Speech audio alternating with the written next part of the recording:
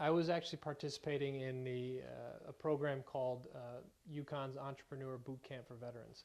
And it was a great program because it brought a number of veterans together to work towards the common goal of starting and establishing a business.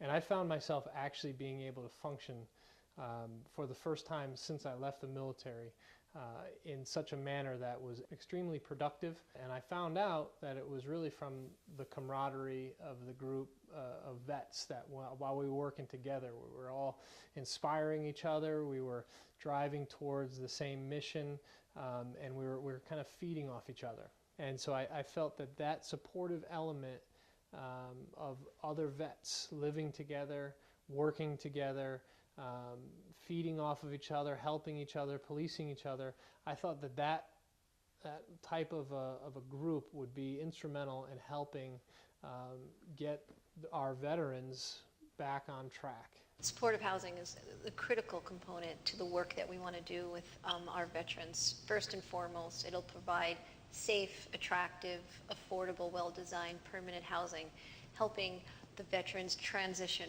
to civilian life. And within this housing, we're going to provide all important sources of support systems. And the great thing about supportive housing is we provide as little or as much support as each individual veteran needs. So it's catering individually to each person that'll be part of this project. A lot of the programs, which are great, focus on veterans that want to go back to school. And there's a lot of money and things in place for them to do that. But we felt that there was a large portion of the veteran population that didn't have that goal. So that would be what we would call our blue-collar workforce. Many of the veterans getting out of the military today do not have any skill sets.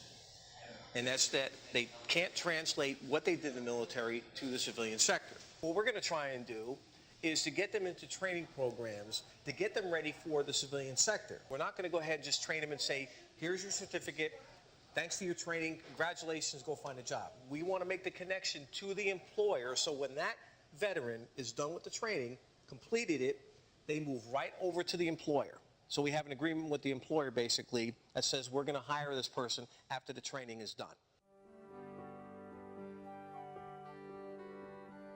These veterans fought for this country, and I think it's pivotal that we all continue to fight for them, because if we don't, they'll be left behind, and we'll have another generation of Vietnam vets that are continuing to be on the streets and left out needing help.